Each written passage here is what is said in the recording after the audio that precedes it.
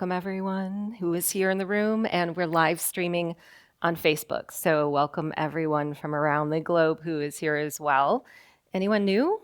Never been here before? Welcome. We're so happy to have you. We're going to be here together for 2 hours, and we're with the Flower of Life Institute. We are a organization focused on raising human consciousness, and that happens for us in a variety of ways. We have all kinds of projects, which I know a lot of you out there are familiar with and have seen. We have our kids movement, we have our parents movement. We do an expo, which has been on pause since the global situation's been a little crazy. We have a kids event, Weekend in Wizardry, which has also been on pause, but is coming back, and many other things in the works. And I'm Micheila. For those of you who don't know me, I'm an intuitive channel. And if you are not familiar with channeling, you're in for a treat, because we're going to be hearing from a lot of different guides, teachers, masters, cosmic families today with messages that are meant to support us and lift us up and inspire us during a very challenging period in our ascension. And I think we all need that, obviously. So while people are tuning in, I'll just catch everyone up a little bit on my work and some of the themes that have been coming in. And I won't speak too long because we want to hear from the experts, not from me. But if you do my courses, we just finished up Lightworker Inner Circle 20, which was through Mary Magdalene, and it was on mastering your karmic destiny. It was a really beautiful transmission. I think there's about 7-8 hours of channeled content in that course, and it's available online. But those of you who are in the course have access to it for life. So I've been hearing people are going back and picking up on some themes and things that they didn't the first time, which is the beauty of channeled content. It's vibrational. So it's quantum, and it's always changing, and we are always changing. So the messages are going to meet us exactly where we are. So this morning I woke up and downloaded the theme for the next course, which surprised the heck out of me and was completely off track with what I was thinking it was going to be. And it's going to be through the Pleiadians. So we're taking a little turn here in the guides that we're working with. And it's going to be focused on our galactic lineage and also how we are integrating physical and light. So this is going to be really interesting and different than the last course, while at the same time, I think, playing off some of these ideas of how we're working with energy and karma and the spiral of time, how that winds into our DNA, and how these galactic lineages that we know we have can support us in the here and now, because that's the biggest issue I think we have sometimes in this community, is we awaken to these ideas of how multidimensional we are. We were just talking about that, how intergalactic we are, but there's no rule book, there's no guidebook on how to integrate that and how to make use of it in our lives. And so that's really what I want to touch on today before we bring in the guides and have a general message is we've been talking about multidimensionality a lot. And the course that I just did through Mary Magdalene had a huge focus on suffering. And I do want to say, I'm noticing in my session work and in my coursework and in my community, a lot of people are going through some dark days right now. And people are losing hope, losing faith in us being able to turn this around and get to the other side. And so I think that, in spiritual circles and in these communities, we have so much advantage because we're working with so much energy and information. And then we have all these channels and we have all of these great, ancient tools and, things that we can use. But sometimes they become a stumbling block because there is so much out there and we don't know what to trust and what works for us. And so what the guides have been leading me into right now is a period of pause. And I do think this is so important. And a lot of times we get really worked up about letting go of things too much. Like where's that fine line where we just ride the wave of what's coming in and we don't work so hard to achieve versus making sure that we're doing things that are going to heal and support humanity. And I don't think there's any one recipe for this other than checking in with yourself. So for me, this has been a really important time of self-evaluation and how does my energy feel?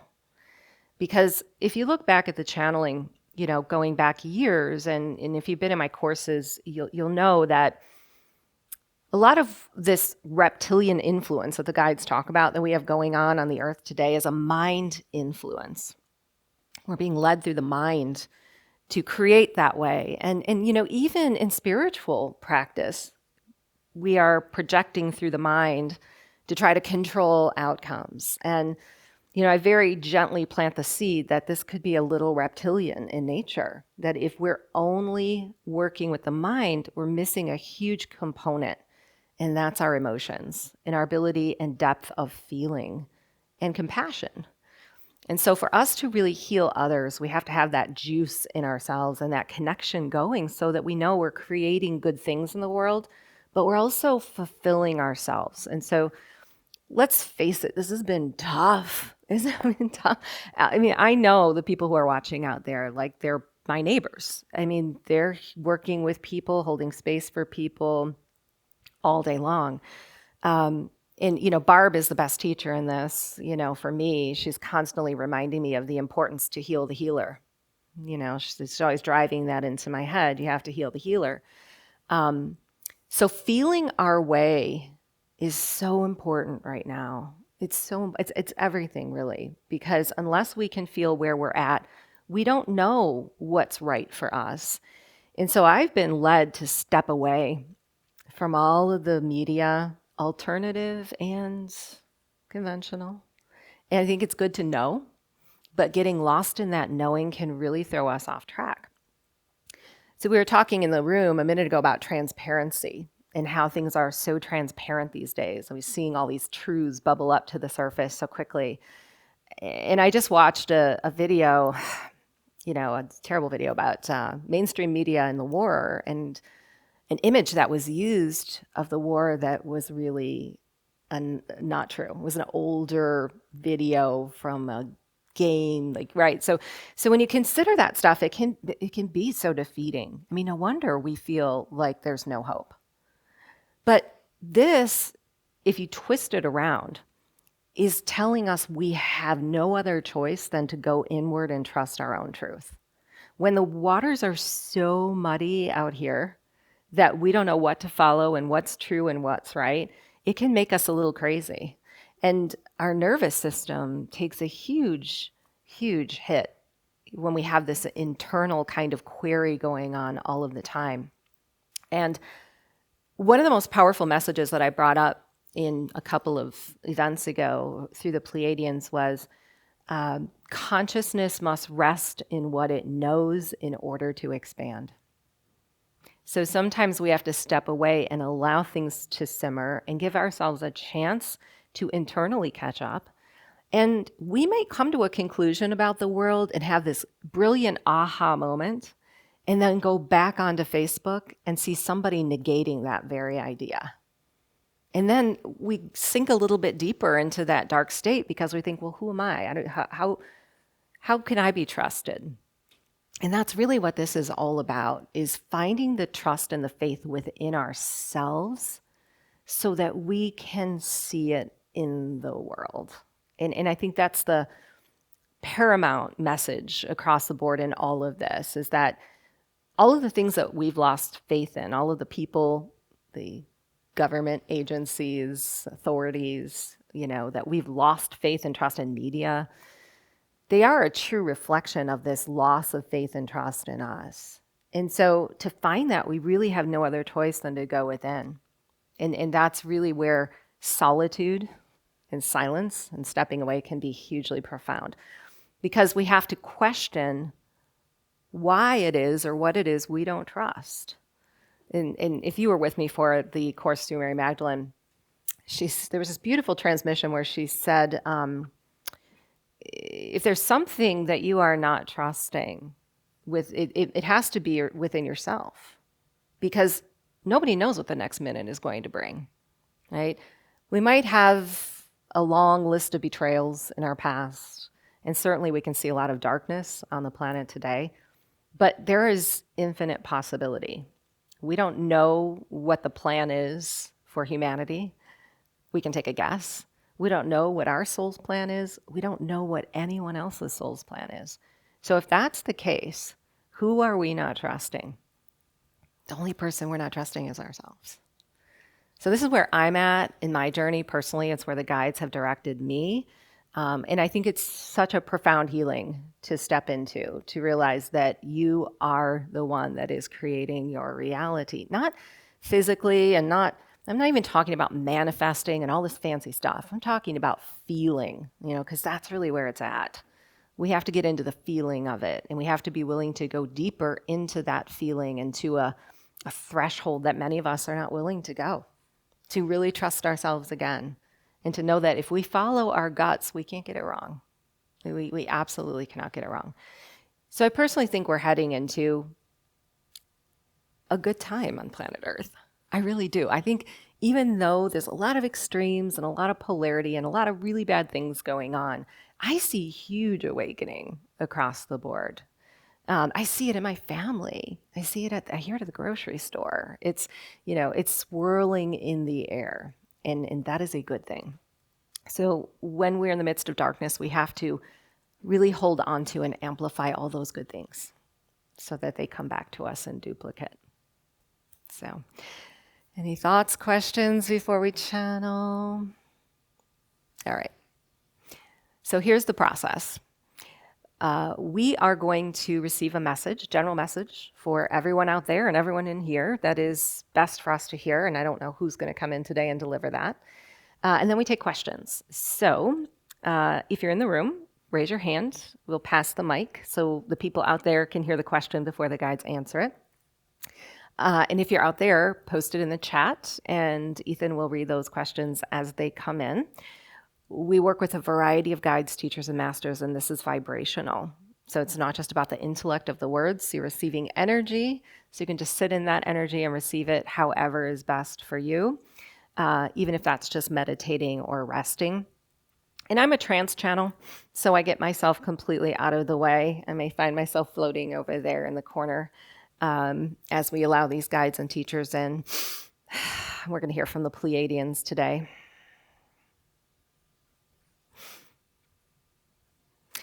So many times in our history, we have come up against similar circumstances that you are in today. It is hard to believe we know that in a star system so ancient that the evolutionary process would not have cleared everything that is deemed wrong from our experience. But if there was no contrast through which to grow, evolution would not take place.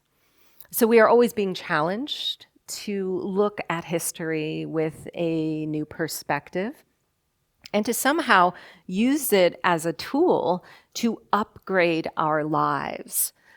But in our star system, one of the very important ways that we have learned to do this is through empathy.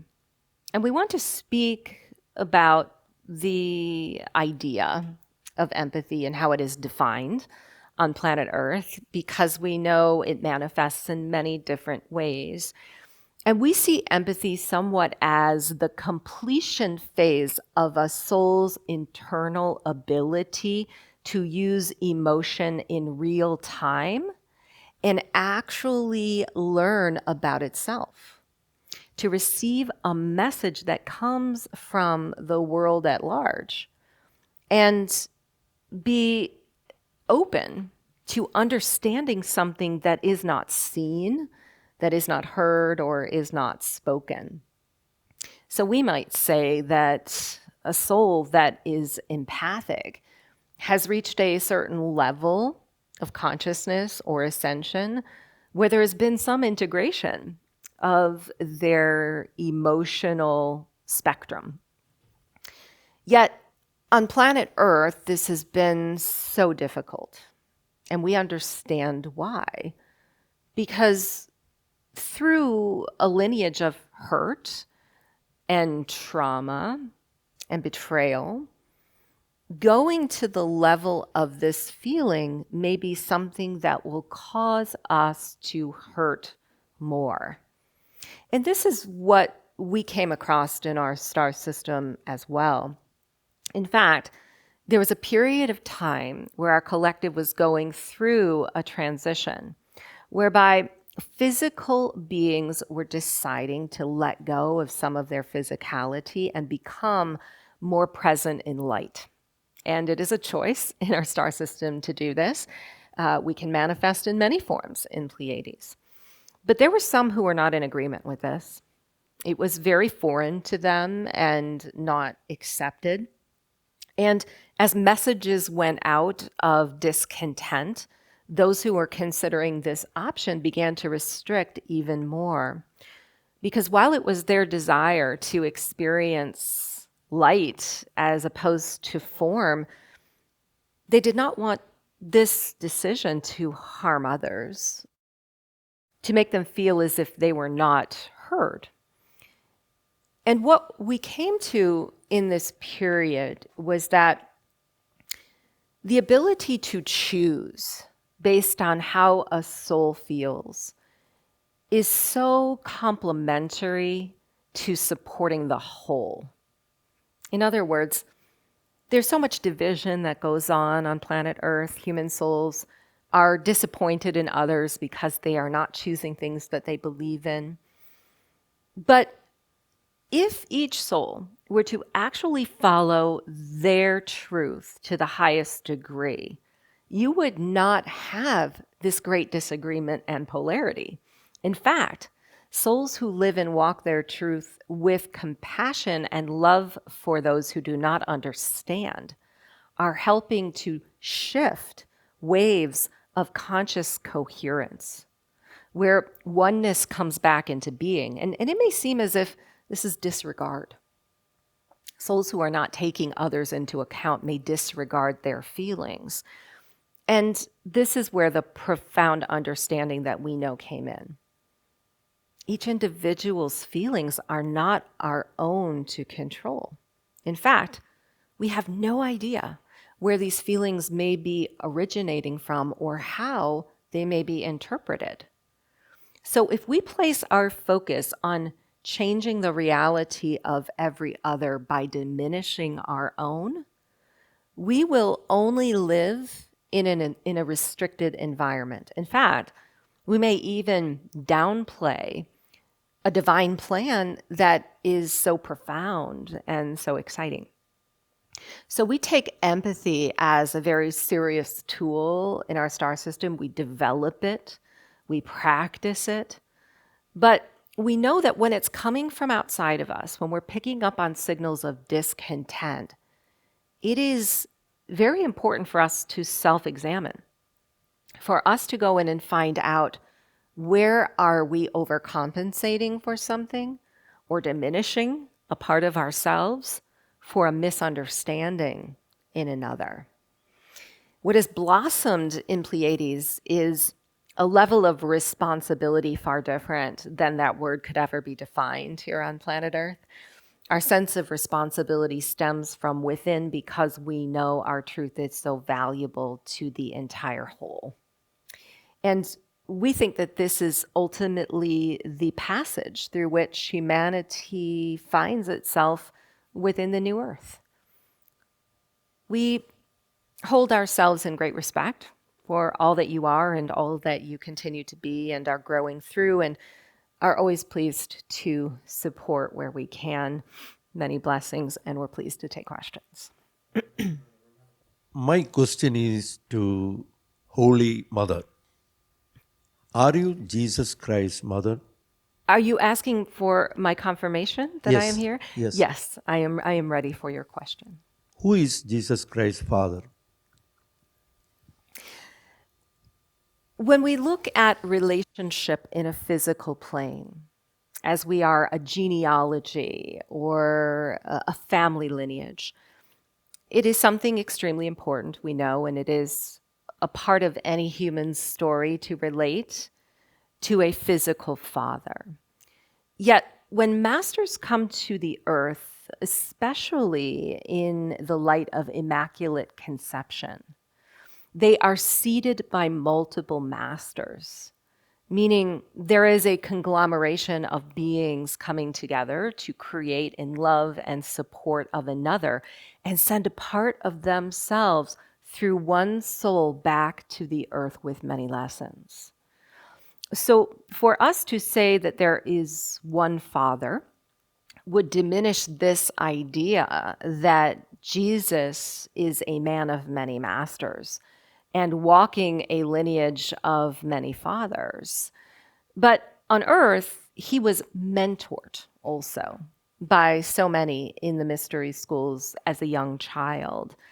While some may be familiar with Master Joseph as a kin and brethren to Jesus, his role was not of a typical father in the way you may assume today, because this man, Jesus, from an early age was meant to pilgrimage to meet many others who would take him into the remembrance of the parts of them that were born in the womb, that were seated in the cosmos.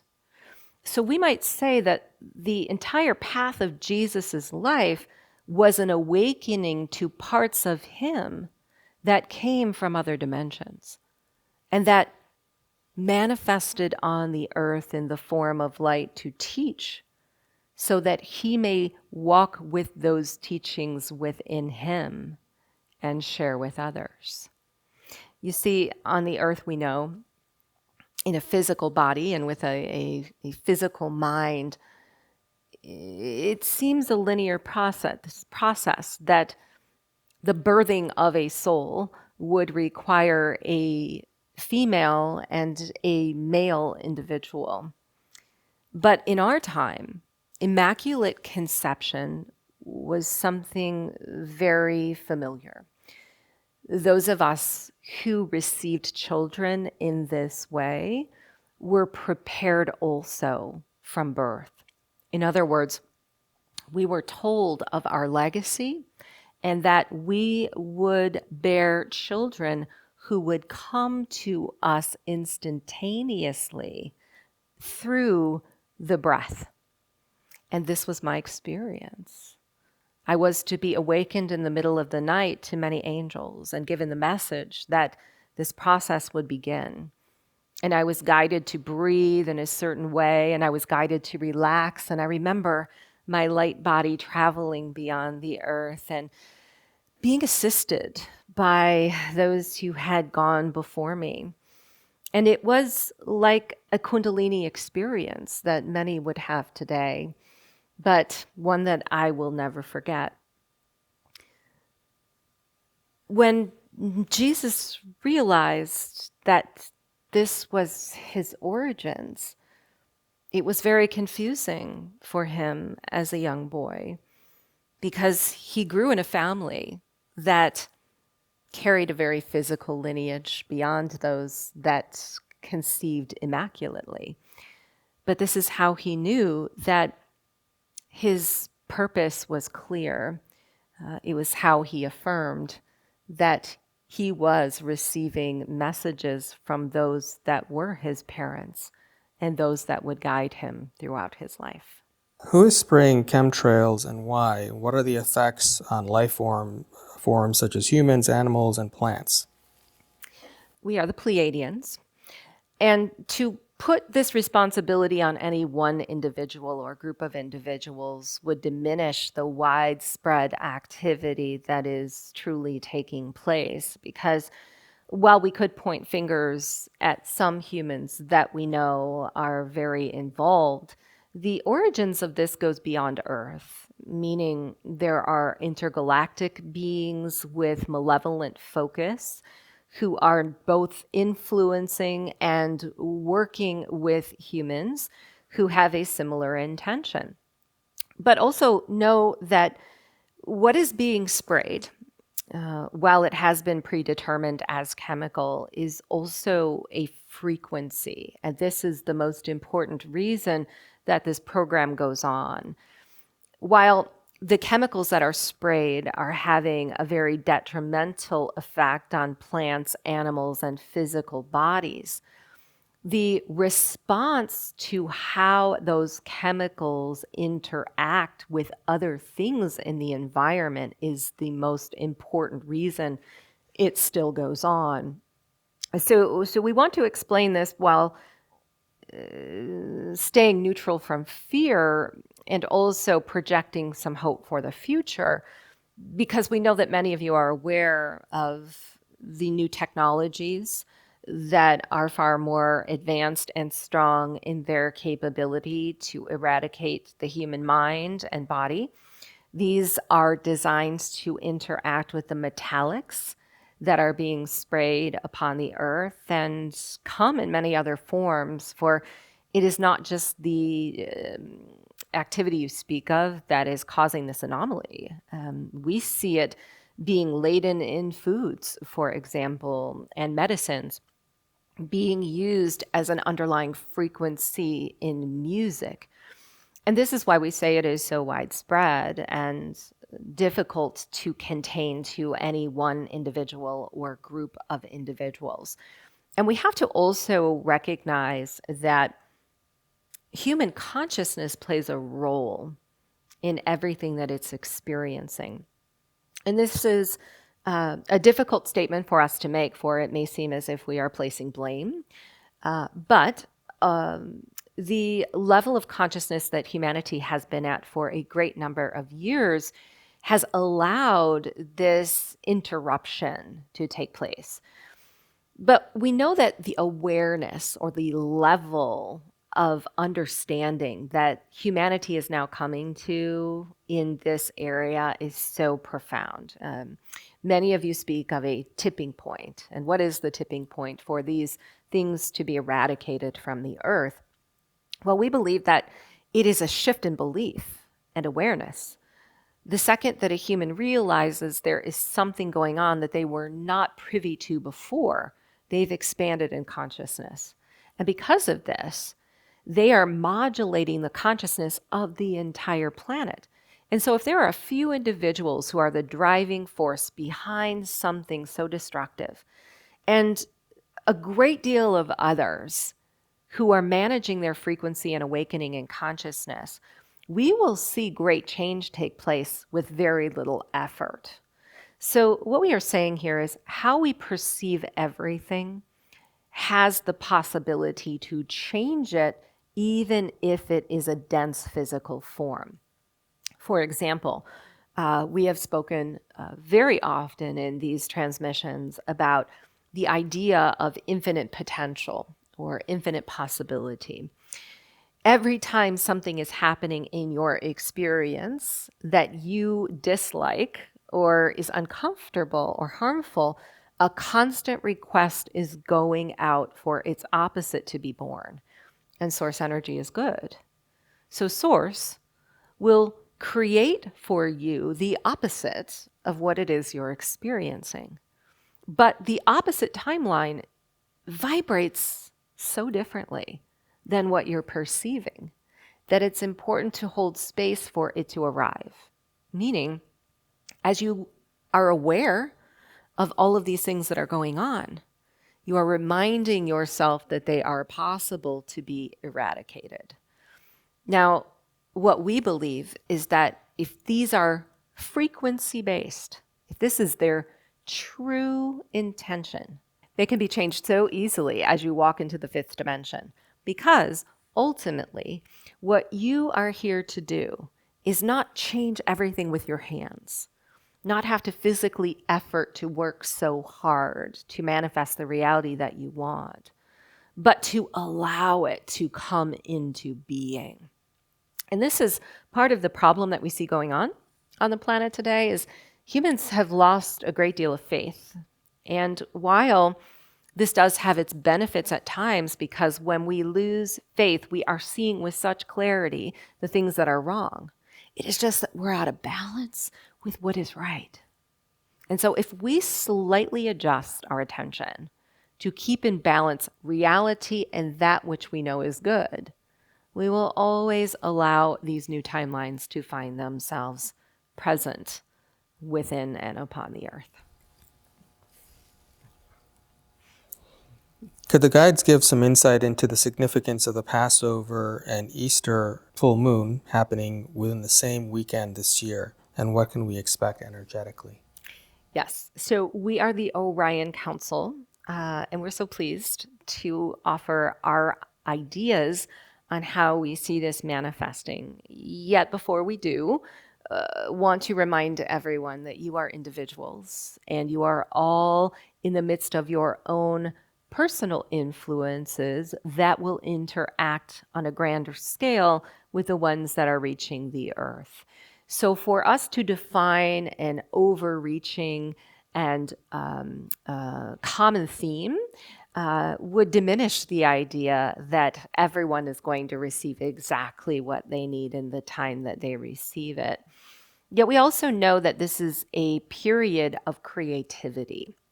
We see humanity walking into an accelerated and potent time of manifestation, but perhaps not aware of exactly how this can take place. So the ancients during these times would prepare ahead. They would prepare ceremony. They would think about what it was they wanted to manifest for the collective. And as these energies would come in, they would lay hands upon the earth and their divination tools and focus on what their desires were. We think that this is an important practice to remember always, but to also know that these potent lunar energies will work within the psyche and the mind. And they are often moving out of the way some of the most dense and discordant patterns that hold back our originality and our creativity. So if humanity is truly going to move forward into the fifth dimension and create something different than what was before, they are going to have to strip away all of the limiting beliefs and false ideas that this is possible first within themselves. So we think that the buildup to these energies could feel a bit more chaotic, especially within the self, where it will be difficult to calm the mind or the heart. And at times you may find yourself drifting back into past life experiences, even childhood memories in this incarnation. And our advice is to allow yourself to do this without judgment and without restriction, because this is a passage of energy. It's allowing humanity to unwind some of the most detrimental and recycling thoughts and beliefs that have held them back from doing the things that they know they are capable of doing. So we anticipate once this influence has passed, a great deal of movement on a personal level when it comes to bringing new ideas into the world, or even simply putting them on paper and planning for what it is you are here to do for the collective. Sleep has been somewhat elusive. What's the role of sleep, and are there ways to get better sleep, especially for those of us who are night owls? So we have the Arcturians here, and we're so pleased to offer our insights on sleep, because it is one of the most difficult things we see humans struggling with today. And there are so many different directions that we could take this message. But we want you to first remember that sleeping and waking patterns are a rhythm. It's somewhat like the delicate dance of a symphony within your hormones and within your endocrine system, to let go and relax from the day into a deep and restorative process where you are prepared for the next. And there have been many who have placed an influence on humans doing this the same way, meaning every human should do the same things to awake at certain times and fall asleep at certain times. And we don't necessarily think this is the most important thing to focus on, yet there could be no mistake that the sun would rise and set as a soul is feeling active and then falling into rest. These are cues and clues of how you are connected with nature or not. So if your body finds itself more active during hours of sleep and you're at peace with this, and it's a rhythm that works well for you and feels restorative to your body, it isn't necessarily wrong, because we know humans are awakening to a great deal of energy. We might say lineages that they have come to the earth with from the cosmos. And so they may be resonating with a rhythm from a different star system or a different planet. But the destructive health that many are experiencing today has to do with the endocrine and hormonal interrupters that we see so prevalent on the earth today. So taking all of you back to the previous question that the Pleiadians answered about toxins and frequencies, we think this is causing such chaos within the human body that it is very difficult to get to the level of restorative sleep that you desire. And to compound this, you are going through a period where there are very intense solar and magnetic shifts going on the plane of Earth. And this means that your body is adjusting to things that are very good, that may also be causing you disruptions for a short period in sleep. So here is our advice. The greatest interrupter of sleep is resistance to not receiving it. So those who are feeling restless or unable to sleep are often anticipating that they are going into another evening of it. And because of this, that expectation is fulfilled. So if it is a period where you are not able to sleep, our advice is to let go of the things that you cannot do physically and to give yourself ample opportunities to rest when you are able. You are moving into a period where working the number of hours that you have been is not going to be sustainable. In fact, it has never been sustainable for humanity to work at the level that it has for many decades. So we might say that sleep is forcing you into a new way of being. If you are not able to sleep, it is calling your attention to where you have been pushing the envelope too far.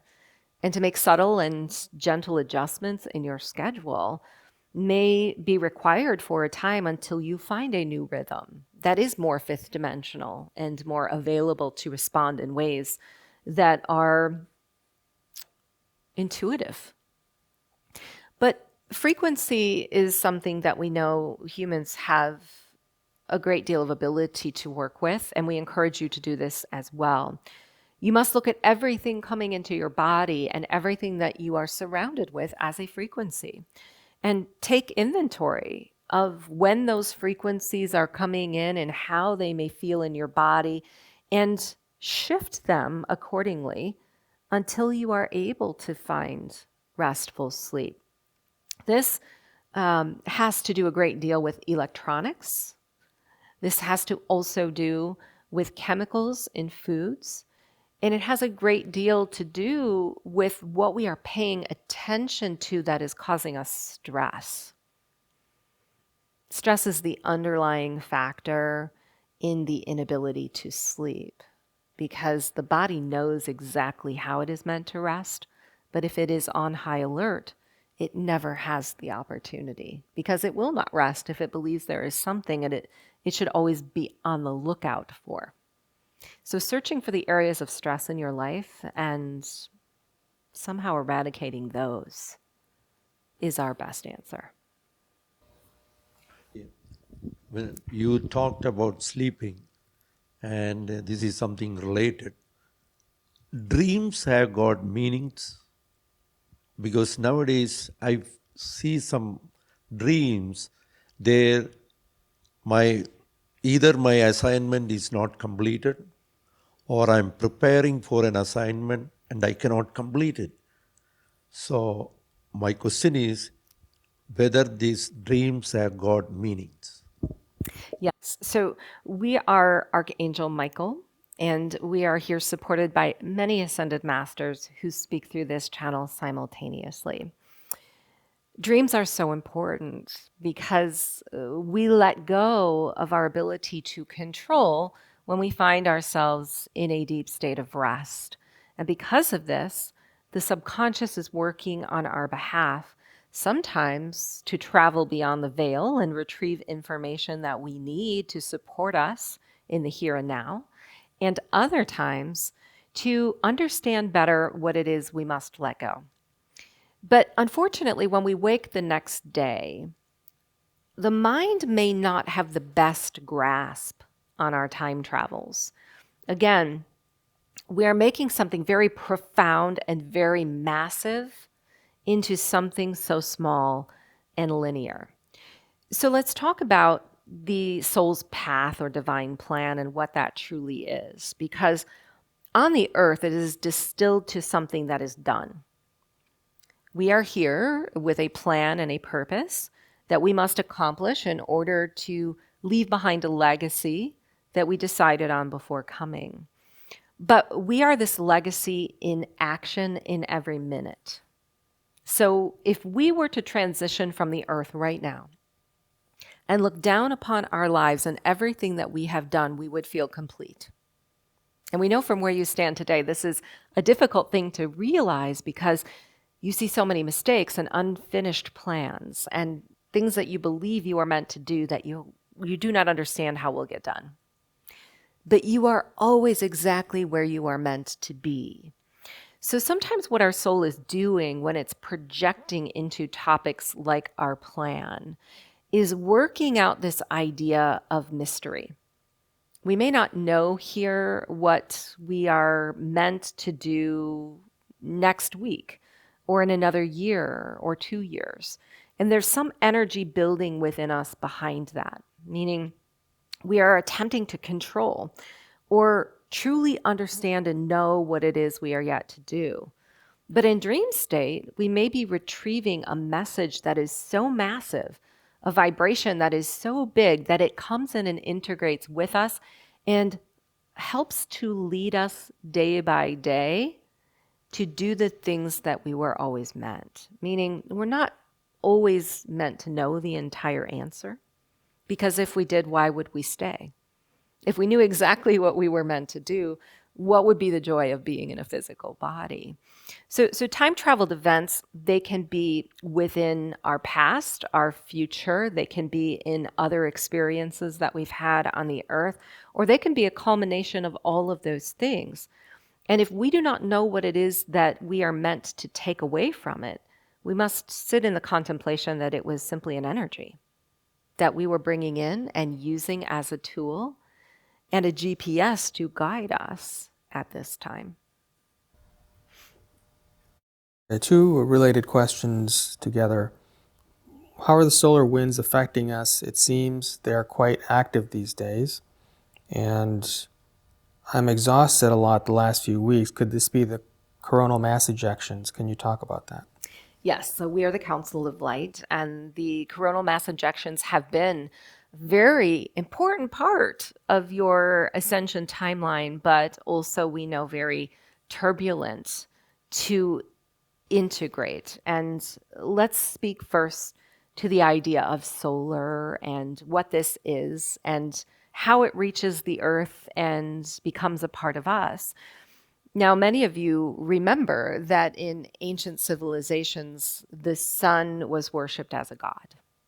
And this was because the sun was seen as the all-knowing, all-seeing being. The sun is a storage bank of knowledge accumulated through time. It's a magnetic tool that is gaining from our experience something that is shared elsewhere, and vice versa, bringing in things from other dimensions that are shared here.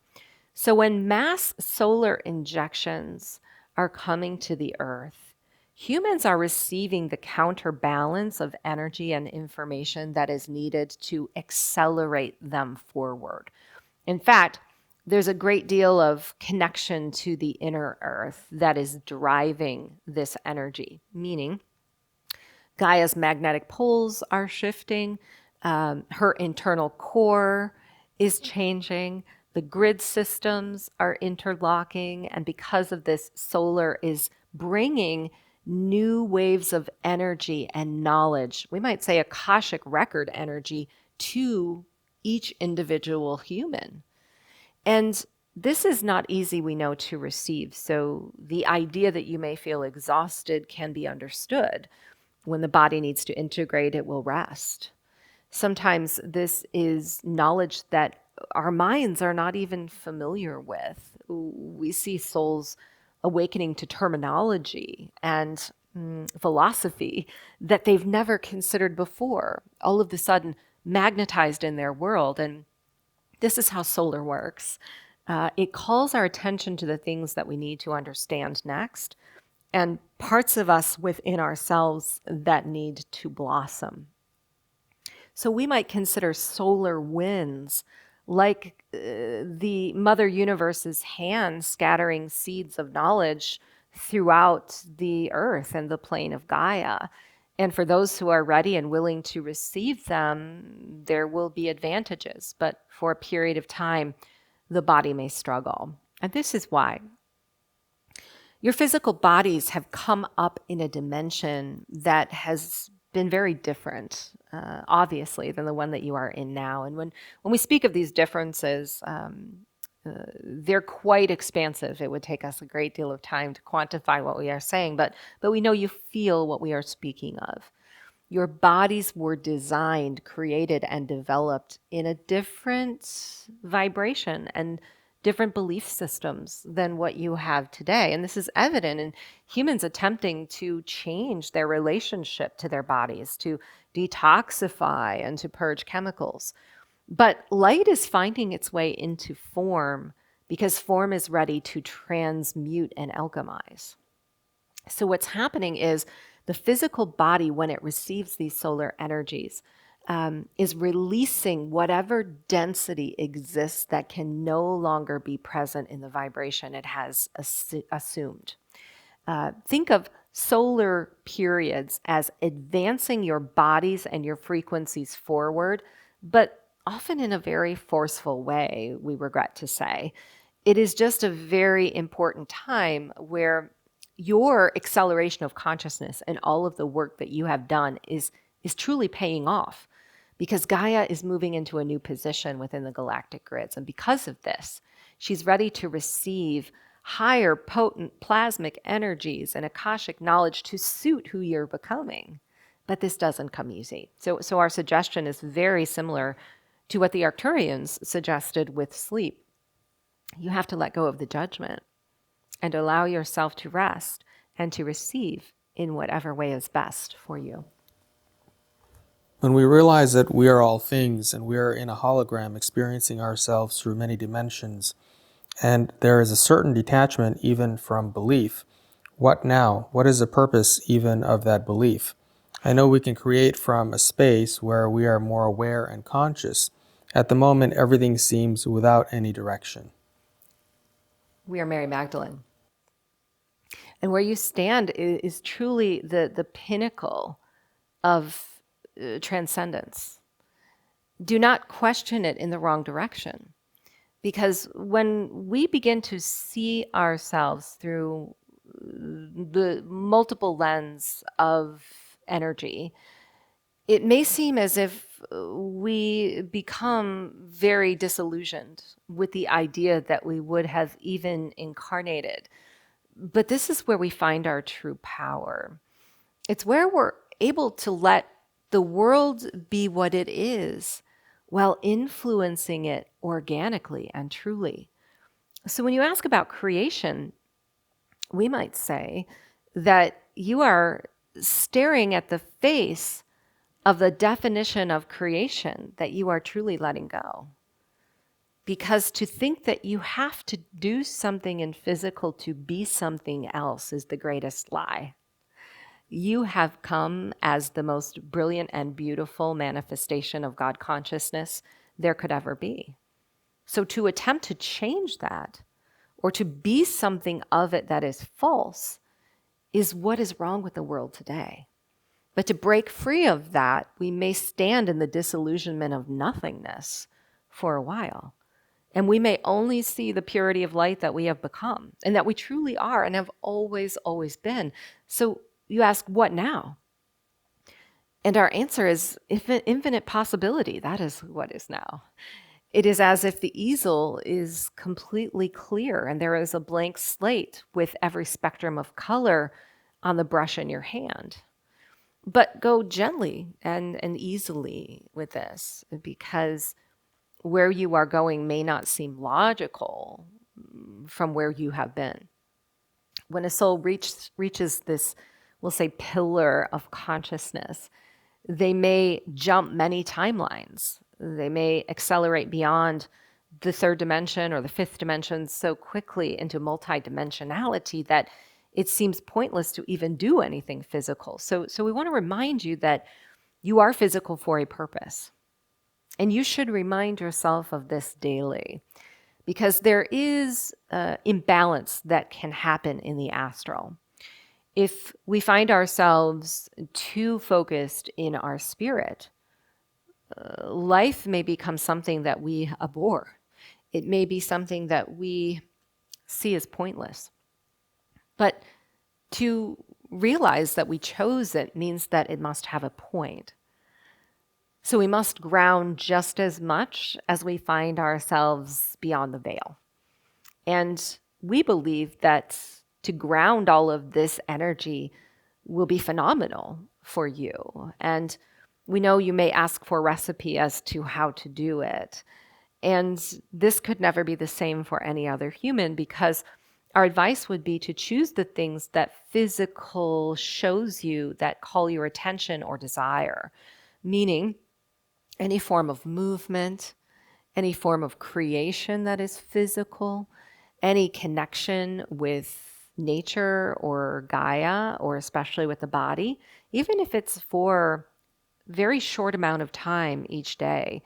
This will help you to take everything that you have achieved in this state and funnel it back into your incarnation. How do we navigate the inevitable crash of the US dollar and the impending social credit system? Is the Great Reset truly upon us? So this is the Council of Light, and we first want to question whether or not this is all going to happen in the way that you believe. Now, we know that as you look at physical reality, it is inevitable that you may be moving towards this experience, but it is still yet to be seen how it will unfold and in what way and in what time. So if you are going to assume that this is the only future possibility, you should be careful in how you perceive it. Because it is not that money is bad, or even where you are heading with a more electronic currency is something that is wrong. It is the consciousness that you bring to it that allows it to be something that is free and sovereign. So we want to make a couple of points, especially about currency. Because right now, what humanity is managing is a new relationship to source energy. So in the past, you've diminished your worth. You have given away your freedom. You have been trained in the mind to believe that source energy only comes through the material plane for a certain condition or amount of time or effort. And that is breaking down before your eyes. So even though things have been coming through the hands of malevolent forces, making humans step away from jobs they would have normally done, it is a breaking down of the understanding of how work will be in the future that is leading to a new way of sourcing. And we have to look at this entire picture of sourcing when it comes to currency, because the idea of ownership is what is most important. There has been ownership of your source or your ability to source or your currency. And this has placed a lower vibrational imprint upon it. So naturally, those who own something are going to want to control it greater when the ones that they control are awakening to the ownership. So the idea is that you are taking back ownership of your ability to source. And there are already things that have grounded in terms of potentials that we think are leading you into a more free and sovereign currency, namely what is known as the blockchain. Yet this even is not in its fullest capability and final stages, because there are still malevolent influences going on here. So what we suggest is this: walking both worlds and managing them daily is going to be required, but not stretching too far out of the bounds of being quantum. We know it's important to plan ahead, and many of you are feeling the intensity and the fear of what may come in the future. But remember, it is the daily decisions that you are making that are creating that future for yourself and all others. So choose to take ownership of the way that you manifest currency, whether it be stepping in gradually to some of the new, more sovereign and free opportunities that exist on the planet today and focusing your attention on them, which negates the whole idea of a social credit score by its very nature, or using tools at your disposal to bring you slowly out of a system that is caving in on those who are still apart. You see, we have spoken a great deal about the grid systems in the past.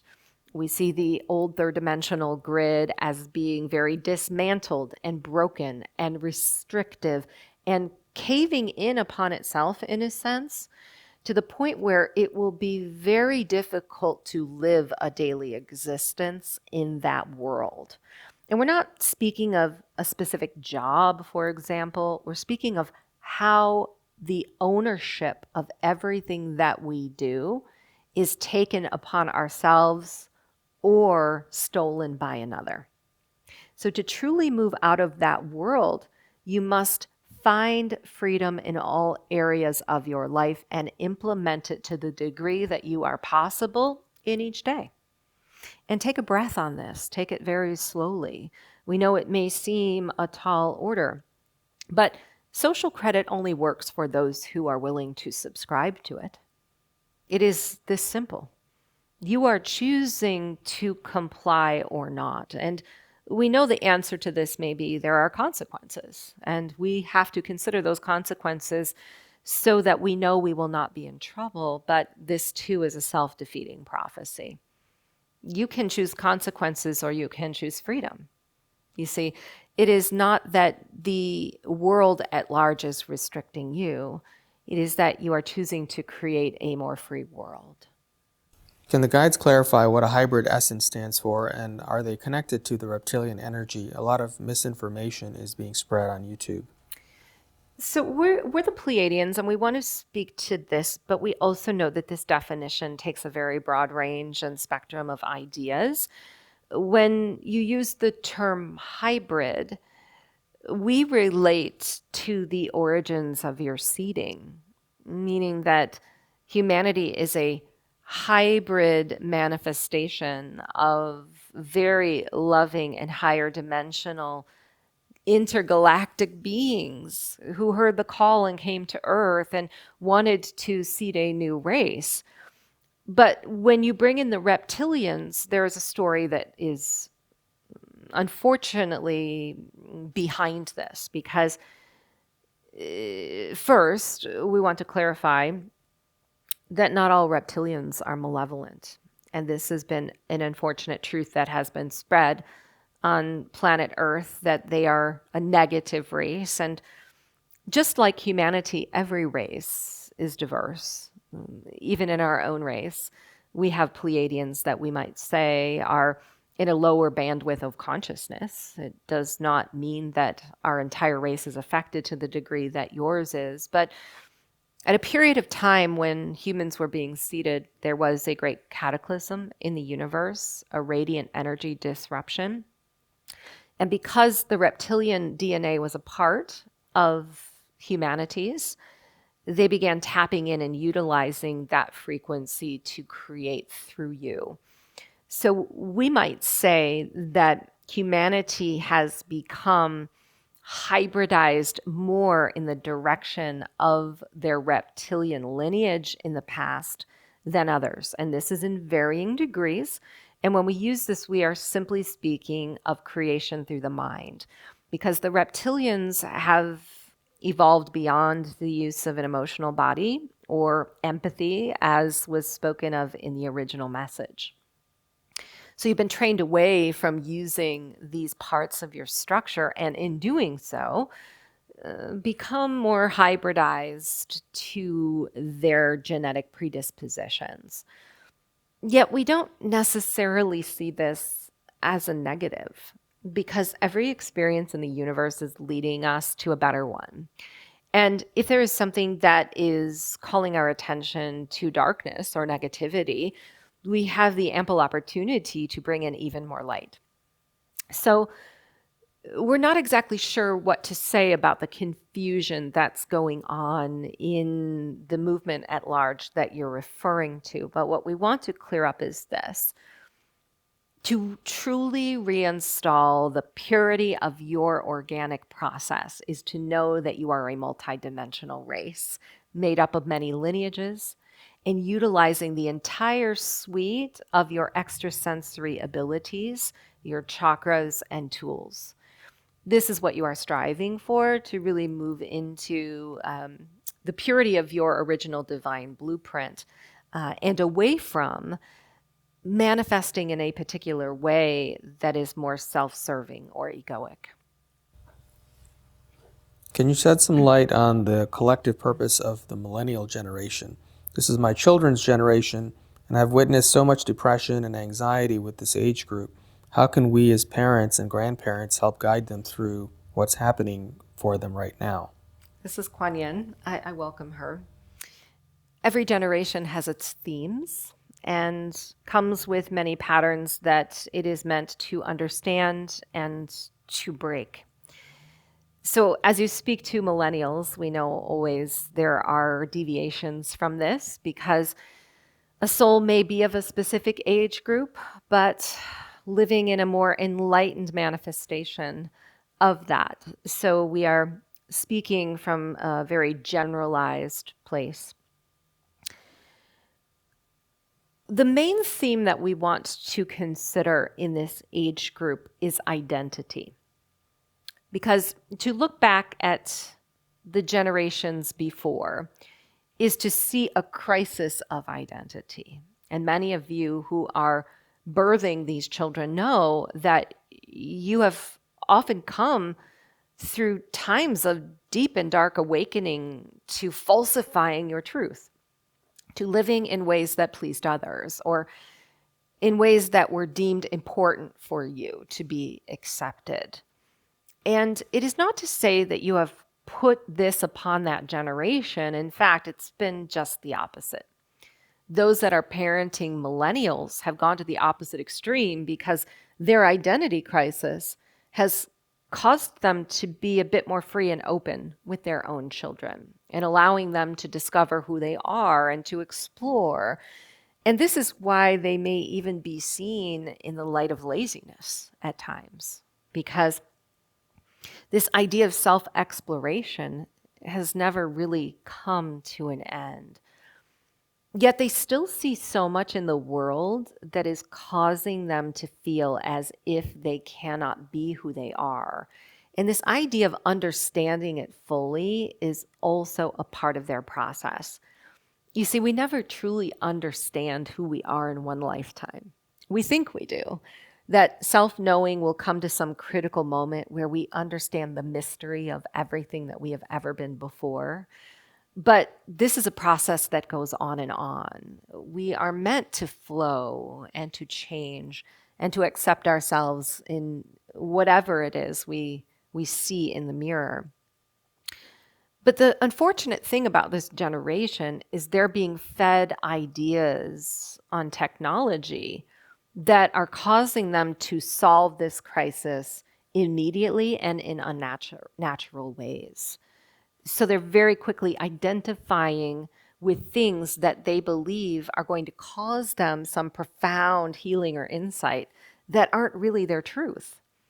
They're pushing up against norms, even to uncomfortable degrees, to be things that have never been seen before, but they may not be authentic to their individual truth. So we can speak to many things. For example, technology and how we believe this generation is going to change a great deal of the influence that is going on there, both vibrationally and physically. We can speak to the emotional body and how they have struggled through a great deal of suppression of that in their lives and rediscovering that in their timeline. But mostly we think understanding spiritual process and being a fluid identity is what they're coming to experience. And right now, it is the fine lines they are drawing in the sand that are causing a great deal of dissent with their elders. Meaning, if there is not acceptance of what I believe, then the world is wrong. But they're going to have to come to terms with everything that was stated in the opening and original message. That to be yourself does not require acceptance of it in the world.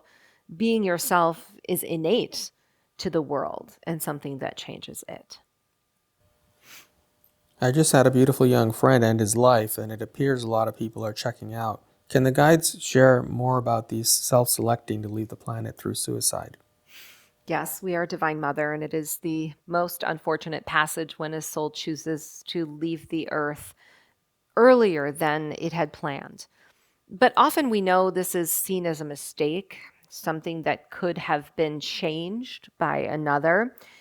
And divine plans have periods where decisions are made not only at the level or the plane of earth, but also in the astral. So certainly a great number of souls are choosing to leave at this time, but why they are choosing to leave is not something that we can calculate the same as any other, except to say that those who are leaving because of what's happening in the world today and the loss of faith and hope have chosen the greatest assignment on the other side. They may have decided in the moment that they took their lives with a team of angels around them that their best mastery was done as an intergalactic soul. That what was happening on the earth was not sustainable to them in a physical body, but something they could manage more and assist others with from the astral plane. And we know this doesn't bring a great deal of comfort, but you see so many ascended masters are needed at this time. And souls may even choose to take a life because they come into a family lineage and multiple contracts where that experience is something that was desired and necessary. It is not to say we would ever choose to suffer, but there is something about ourselves that we are meant to learn in the process. So while this theme of leaving the earth now is something we see more as an ability to guide from the heavens, we know that individual souls are making it for a variety of different reasons. These past several weeks have felt crushing, and I find myself feeling completely separated from my higher self lately. It's feeding self-doubt and making me feel crazy and deeply uncomfortable, depressive even. It feels like the density is attacking my awareness of other dimensions, former lives, and true self. It's shrinking me back into a third dimension, and I can't seem to shake it. Any advice? This is Divine Mother. When we find ourselves in the most profound darkness, we may have no other choice than to choose to simply be there. And it is not to say that this choice is something that will damn us forever, but it is the resistance and the judgment of where we stand that causes the suffering to begin with. You have brought up the question of trust and faith. You have lost trust and faith within yourself. But your angelic presence, the one that chose to come here, is wise and good and still existent in form, walking with you. It is often just that we are not allowing the halo that exists upon our head to be seen, felt, or heard. And in these occasions, it is not something we can force. It is something that we must only allow gradually each day. When we are putting any definition upon ourselves or on our lives, it is the greatest force of punishment, meaning we have relegated ourselves to a third dimensional experience. Our advice is to find every bit of joy that you can in that third dimension, because it is a choice in the universe that is just as important and pleasant as any other. You wouldn't have come and chosen it if it was only a hell. So while there are a great deal of changes going on and things are rapidly transitioning, it does not mean that joy cannot be found here. In fact, we believe that joy can be found in any experience that we are having if we will simply be at peace with the experience at hand. And we know this is a tall order and sounds very difficult to find. But we want to guide you into peace in a very simplistic way. Peace is not something we should ever effort for. So many humans today in their spiritual practice have focused so greatly on finding peace and manifesting it in their lives and understanding how to hold on to it, because the feeling of it can be so fleeting.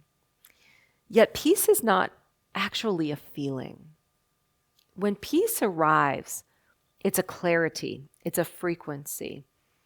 It's where whatever exists in our body, in the world, in our home, in our families, can be witnessed and can be felt without occasion to judge. And sometimes this is the hardest thing to do, but we have to catch ourselves in each moment, because those judgments, those are affirming words with very powerful waves that go out into the world and call back to us the very darkness that we do not want to experience again. And sometimes we're simply relegated to rest. Humans who are depressed are being called to the deepest state of rest that they can achieve, because their bodies, minds, and spirits can no longer exist in the energy that they have chosen. And while the choosing of it may be something that calls us to blame, when we are at rest, there is nothing to blame. There is nothing to do. There may not even be anything to be. We simply allow and we wait. We wait for that next moment of inspiration where the restfulness eludes us and we are driven to stand on our feet again.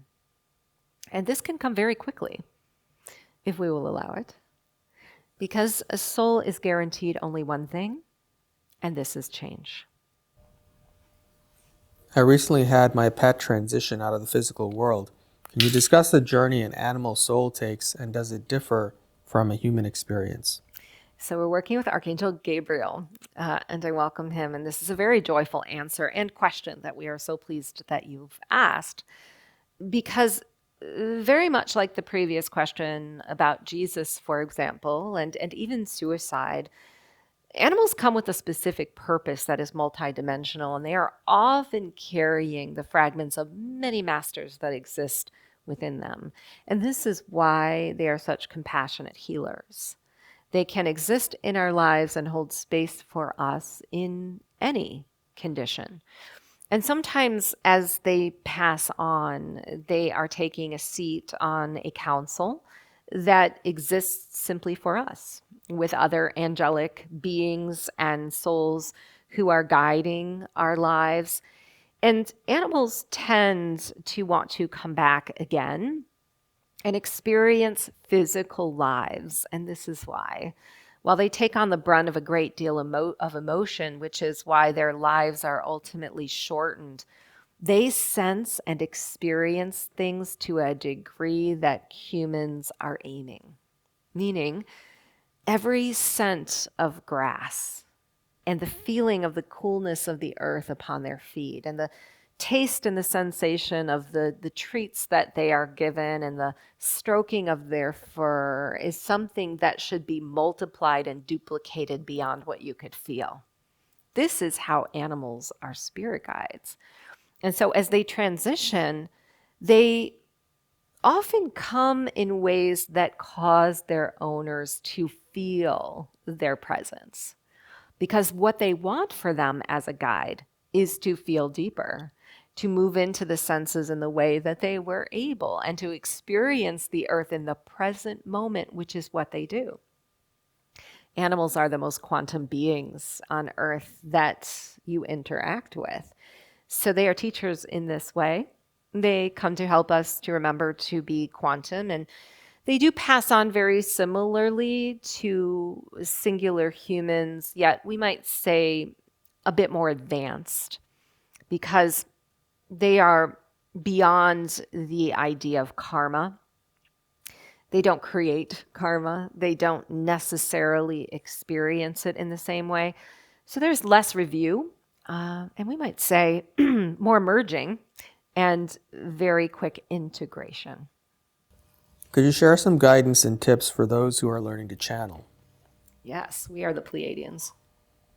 It is first important to define that channeling is across the board, not only available to every human soul to achieve, but originating differently within your structure. So to channel is to let go of the part of you that is attempting to control the outcome. This is one of the most important considerations when a soul is reaching into the astral to receive anything. And we notice that many are prepared to channel or opening to channel in meditation. And so our first advice is to go into any meditative state without a predetermined outcome or question. Because the more that you are setting yourself up to receive something or to be successful in your process, the more you may be getting in your own way in allowing what is already here to blossom. Now, senses, particularly on planet Earth, are the origins of any channeled encounter.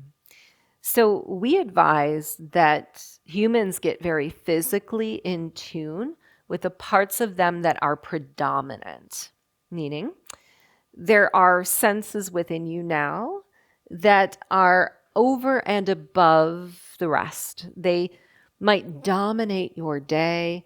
They might be something that call your attention to shutting down your environment because too much of it is raw and difficult to assimilate. For example, some who are very sensitive in the body may have a difficult time walking into environments where there are a lot of people because the messages and the energies that stream in cause their bodies to shut down and feel all of these sensations and pain. And if this is recognized in you, it is not a weakness. It is something to work with and to feel on a daily basis. In fact, presence and practicing presence is one of the most profound things that can lead a soul to its channeled ability. We often think otherwise. We believe that we should move ourselves out of the way and receive something from the astral, and this is a part of that process. But to stay in the present moment is to know when your alert systems are telling you to listen, or when a message may be received. And this may come in the body. It may start in the ears. It may call your attention or your eyesight to something. There are some who are more cognizant in their ability to know. So getting to know yourself is key. But we also want to suggest a practice that assists many who are meant to channel similarly to how this channel is presenting energy. And we give it to you now because we think the energies are ripe for you to work with this modality. And some may perceive it as astral projection, projecting the self outside of the experience that it is having. For example, if you are in your home and you are meditating and you are choosing to sit on the meditation cushion, choose a room that exists outside of that space.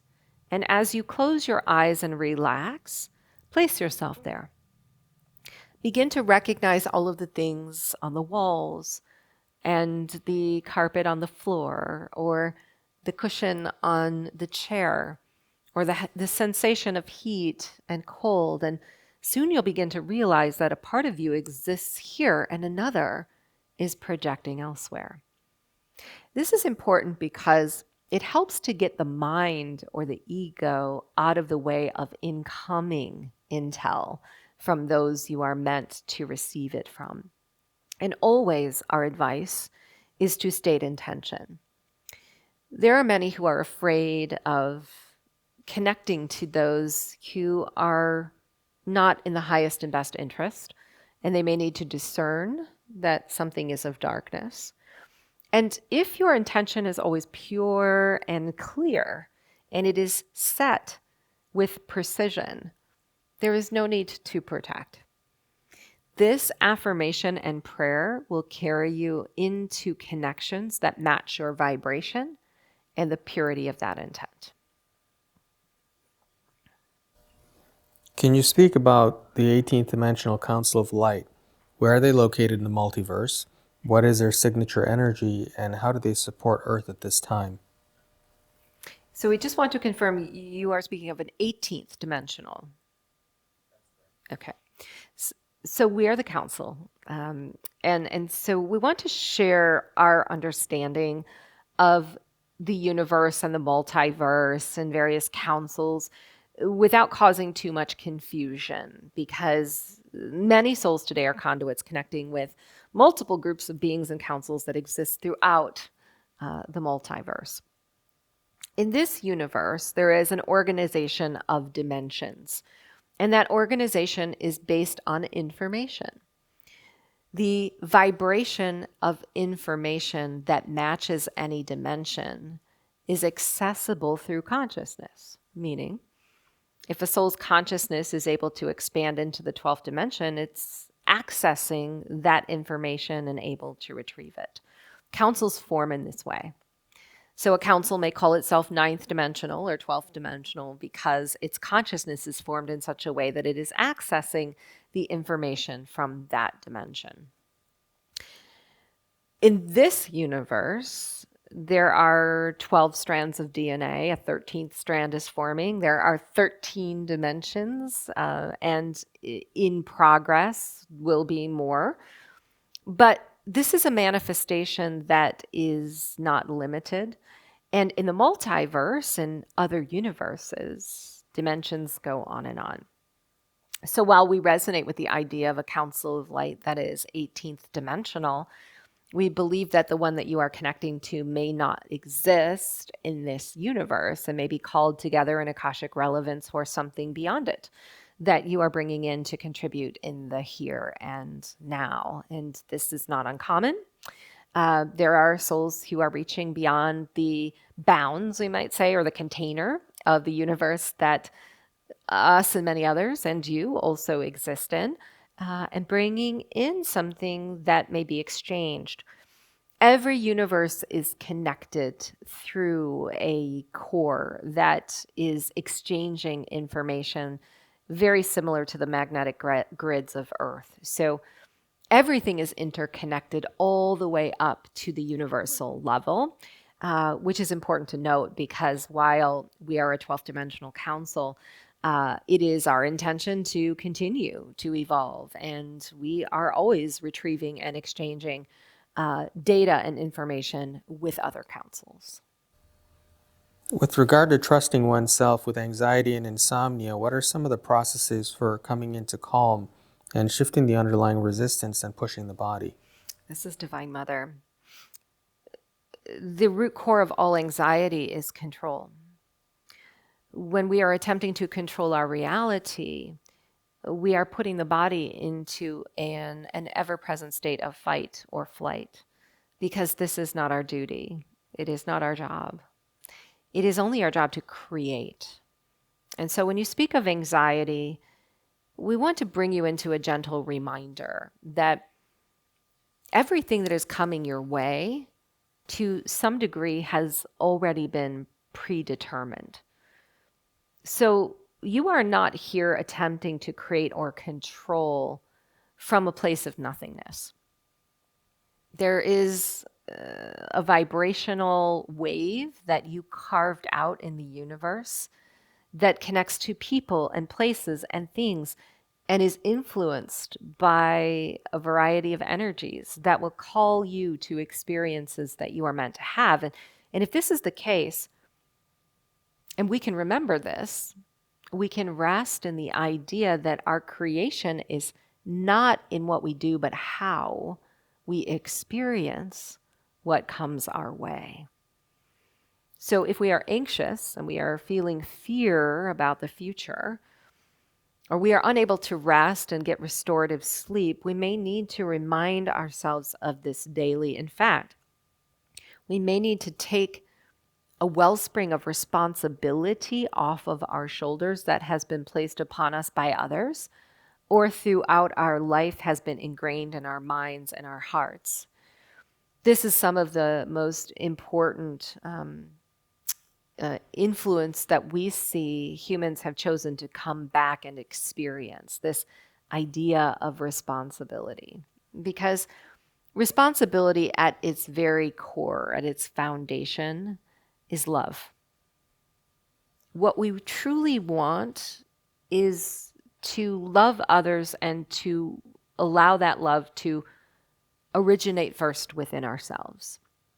And if this is the case, and we are to only focus on self-love, we will know peace.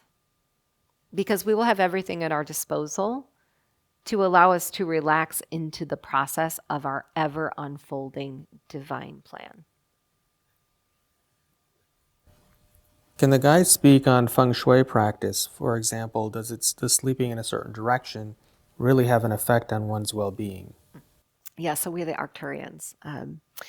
And Feng Shui is such a profound ancient philosophy coming from many star systems. And it can be looked at within the body, within space, and on your planet. So this is why there are many different teachings and ways of utilizing this ancient philosophy.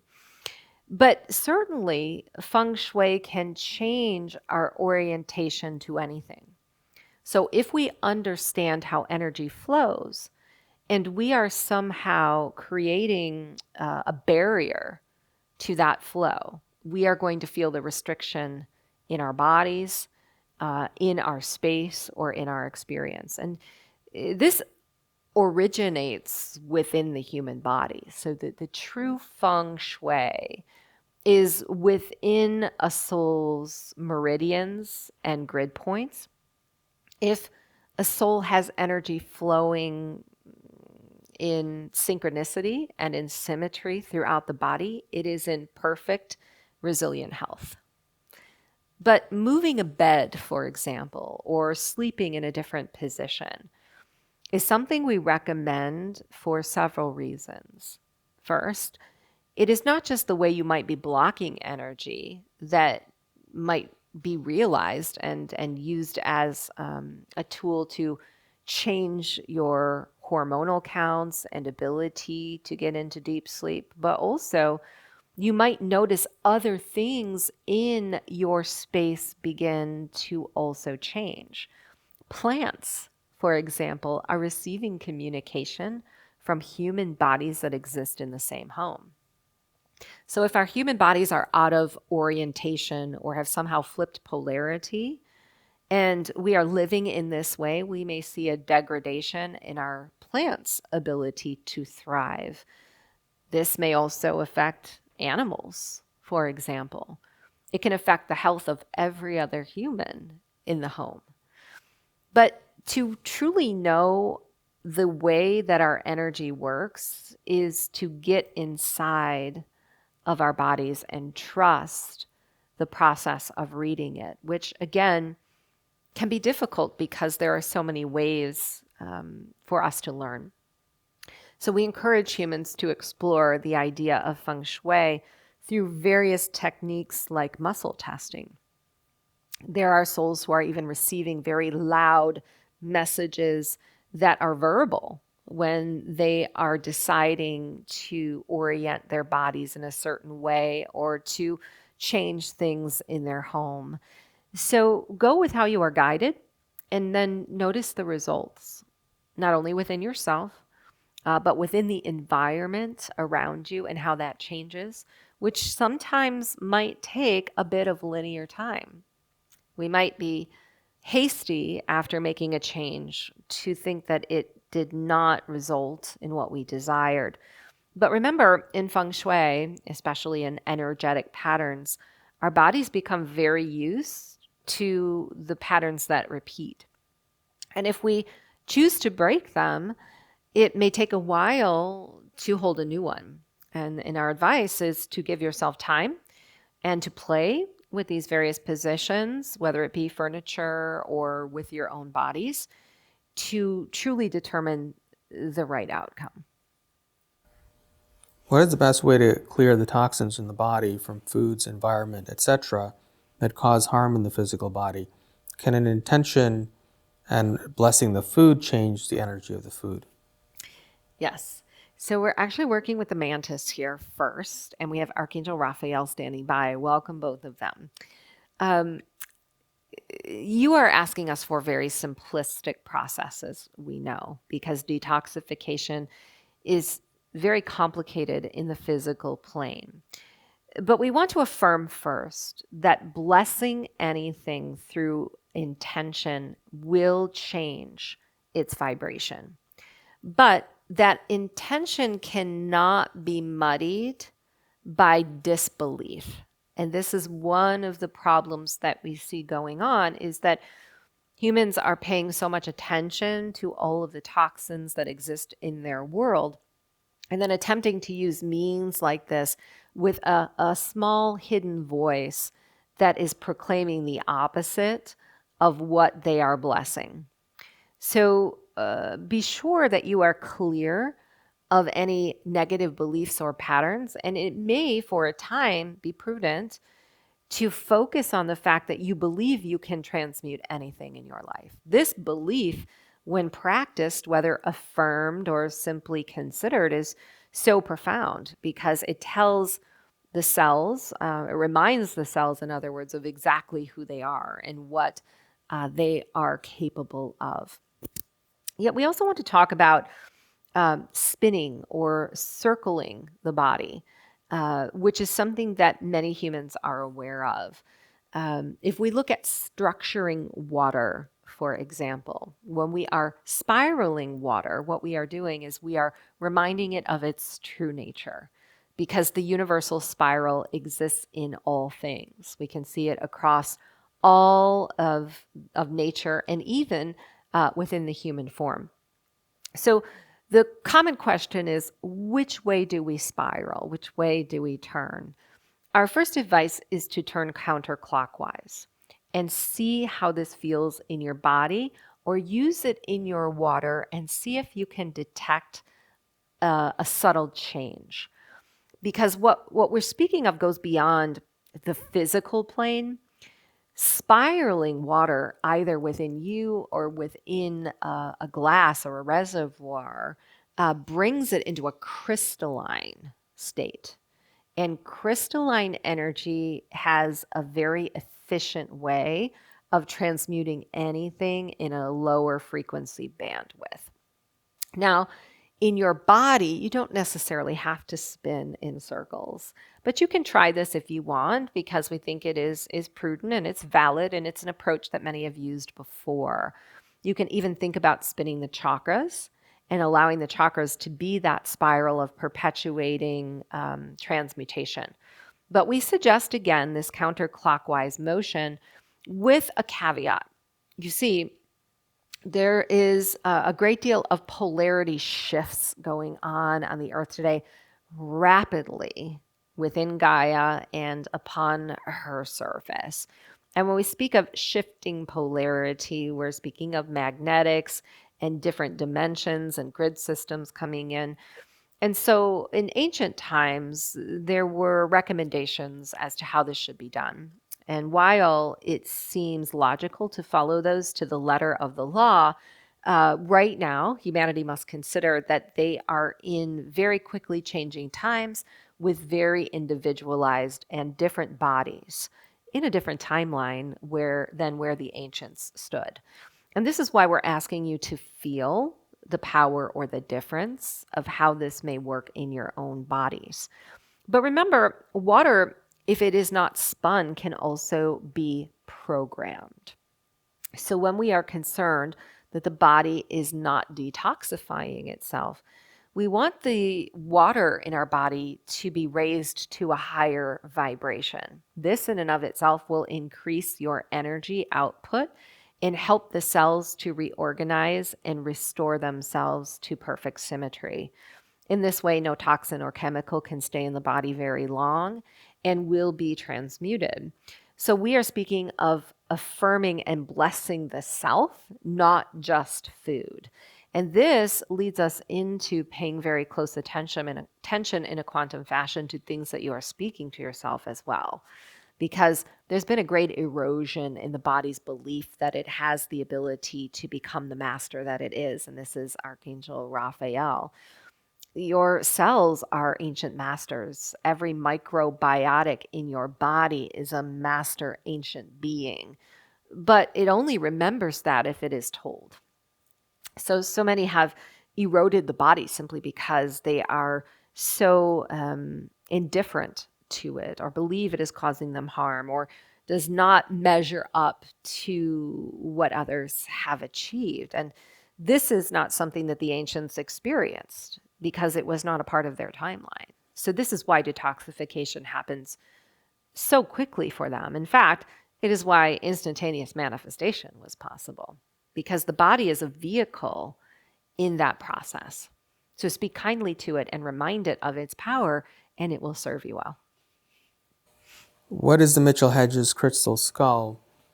Is it an authentic ancient artifact created by the Mayans or some other civilization? How is it made, and what are its properties?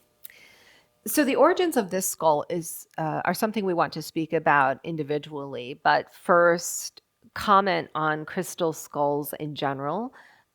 There are many false ones that exist on the earth today that have been carved by those wishing to bring their power into their lives and homes. But many of these original skulls came from other dimensions and were offered to ancient and native tribes as a representation of their own beauty. So the skull, as many of us see it in higher dimensions, is something that manifested within humans and evolved into this incredible, we'll say, protective energy that fused together multiple systems of thought and nervous response. It is even wired beyond you into the galactic universe. So the forming of a skull in certain civilizations may have come very instantaneously, meaning it was discovered or found in the way that it exists today. And we think the skull that you are referring to is one that can be described similarly, meaning its origins are beyond the Mayan collective and came from a ship. It is something that came to the earth with an intergalactic council and was left behind to be discovered in perfect time so it could be utilized to connect others across the globe. It is creating somewhat of a fluid matrix, an energy signature where multiple frequencies can flow that are healing and supportive of human consciousness and the earth. But these skulls also have evolved through time, because the ones that are original, and we do believe this one has original powers, they are a consciousness. It is hard to imagine, and we know that you may look at crystals in and of themselves as a consciousness, that there is thought and focus and intention going on in a crystal skull. But certainly there is, and it is influenced by its environment, not only the humans who are in possession of it, but the earth and all that it has been subject to in its experience there. So not all crystal skulls, even though they have been discovered, are working at their fullest capacity, because just like you, they have been influenced by things in their environment. But we notice that the one that you are speaking of is becoming of great interest and important, because it is its placement is very key. Those who are keepers of the skulls are receiving downloads and information about where they should be kept and why it is so important that they are kept there. And sometimes they are moved between various locations. We might equate this to being a grid keeper or a gatekeeper, where at times you travel across the globe and are doing repair work, for example, in certain locations where there is a profound connection being made from the universe, or some clearing that needs to happen. A dismantled portal needs to be opened and somehow activated. Crystal skulls help with this as well. I was fascinated by that and almost forgot my question. I'm going back to purifying water and ourselves. Can we use Ho'oponopono, or can you discuss more about how that practice helps us? Yeah, so we are the ancients, and this practice of Ho'oponopono, Ho'oponopono, sorry, I know I'm saying that right, is actually a light language. And this is why it's so profound. So we want to explain it first and then validate what you are saying, because while it seems to have originated on Earth and seems very native, came from the stars, even to say it is evoking a vibration within your body that puts you in a state of alignment before another prayer is spoken. So to say it alone is very powerful, but to say it through the intention of something even more specific can bring the desired reaction that you want into being. Think of it as a preparatory phase where we're bringing water into a state of purity or clarity where it can hold a certain healing code or potential. And this is how many of us have used these languages of light in our star systems. And remember, tones and sounds like this that are languages of light carry frequencies that are multidimensional, and water is a multidimensional source.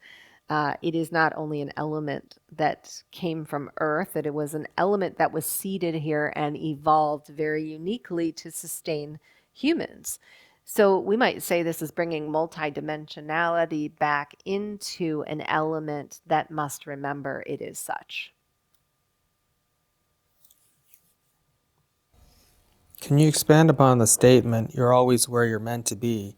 Sometimes it feels as though where we are isn't where we're meant to be. We are the Pleiadians. And this statement, while difficult to accept, must be, and this is why.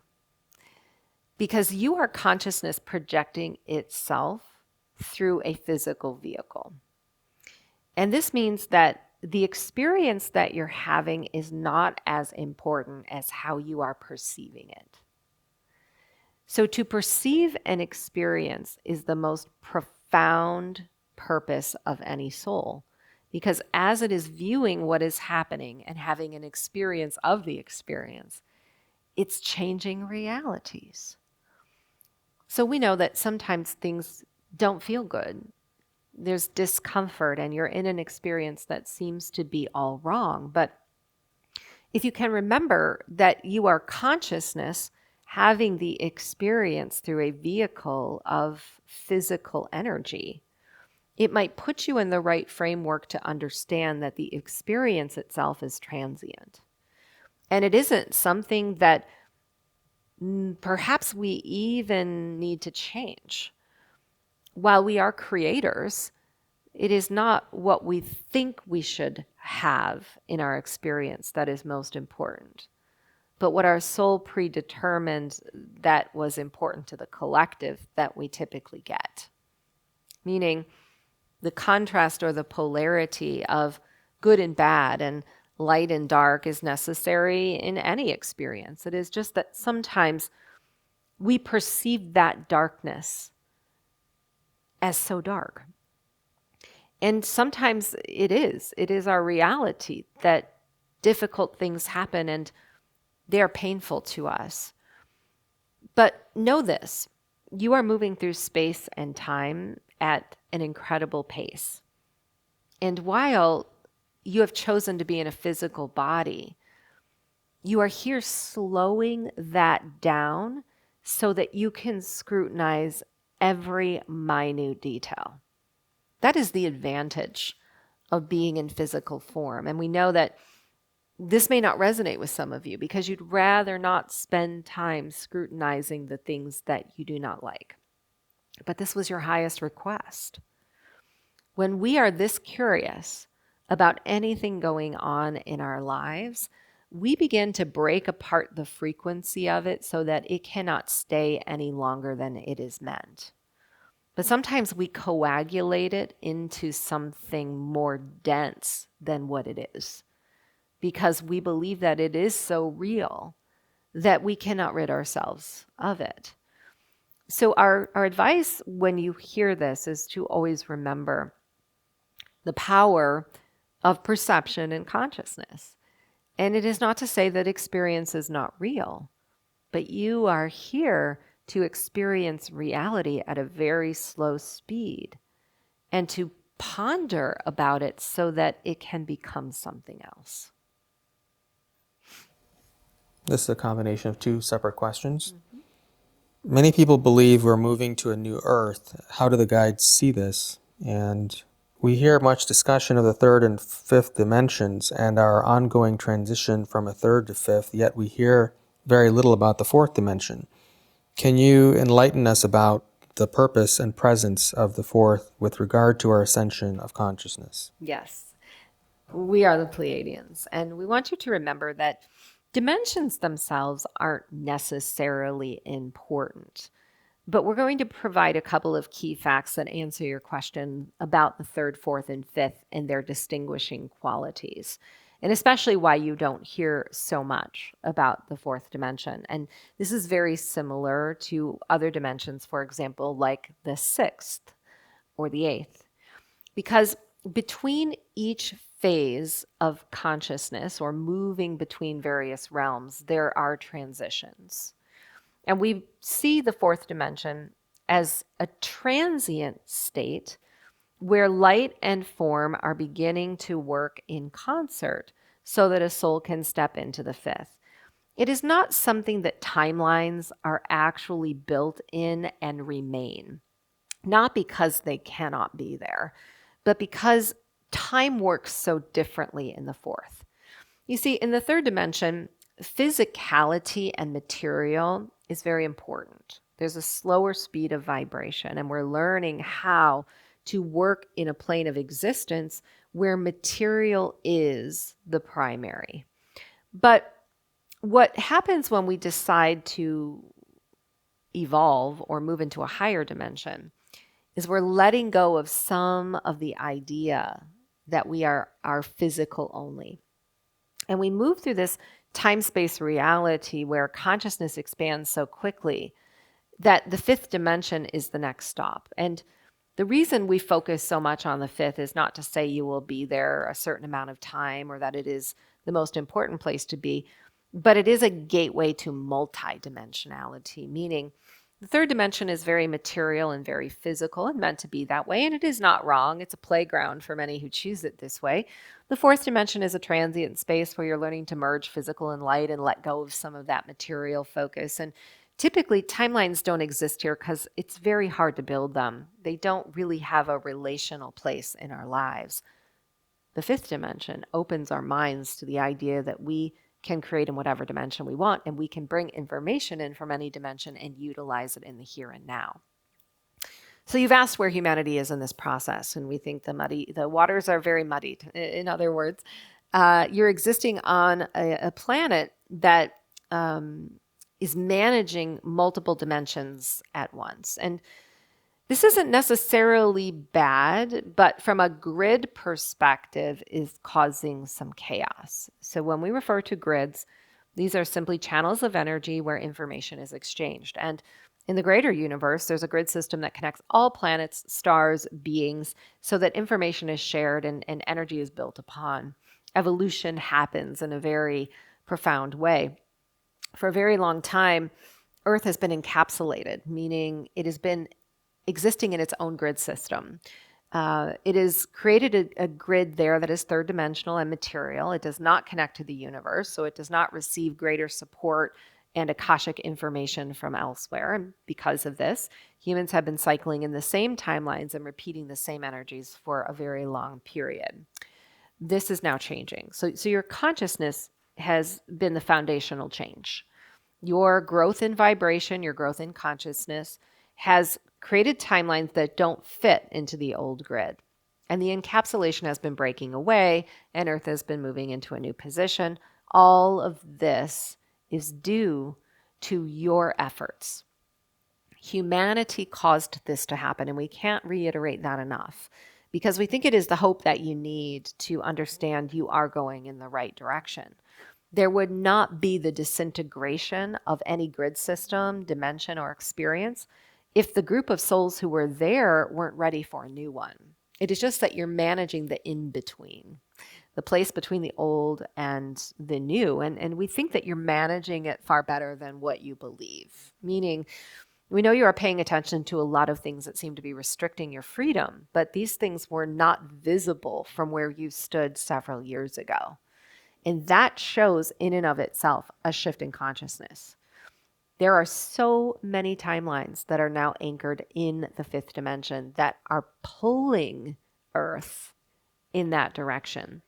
But we know they aren't truly succeeding in the old way that you desire and perhaps even need. And we think this is what you're working out right now. And we can touch back into the previous question about money and currency. This whole idea that even business, for example, and the model of business has to change to move into a new dimension is something quite profound. Your homes, your environments, everything you've created before is apt to improve and change. And that is a great deal of responsibility. But it is not being changed through your hands. It is being changed through your perception. It's being changed through the vehicle of your personal life. So we're hopeful because of several things. First, we see multidimensional information, energies, and inspiration being retrieved and utilized as a tool to create. We see a great deal of replacements coming in for the things that are no longer working. And we also recognize within humanity failing belief, meaning trust that has been blindly put in authorities before on a grand scale is now diminished. And this is going to take some time to work out and to bring humans into a state of understanding that they are their own saviors, where there is not an authority outside of themselves that are coming to take the reins. They have the power within them to choose this new earth. So what does it look like? It looks to us like peace. It looks to us like more freedom to choose and more space and time to do the things that you love and to actually receive an abundance for those things. It also shows us a new relationship to learning and moving into a period of time where the teachers on earth are going to change greatly. Those who are here who are bringing in wisdom from the higher dimensions are going to be sharing very profound new modalities that have never been heard of or seen before. We see great advancements in technology that will be helpful not only for human health, but also energy. And so these potentials, while they exist, are not fully grounded. But if you will pursue them anyway, it is like pulling the anchor from the bottom of the ocean so that the ship can sail forward. Could you conclude the session, please? Yes. All of those who have been here and who have not spoken but have been in support are so grateful for your participation, for it is your energy that allows us to transmit these messages. And know that they go well beyond what your mind has perceived. They will work within you to make alchemical changes in your health and your consciousness and even change those around you. And this is their greatest gift. Please call on us if we may be of support in their integration.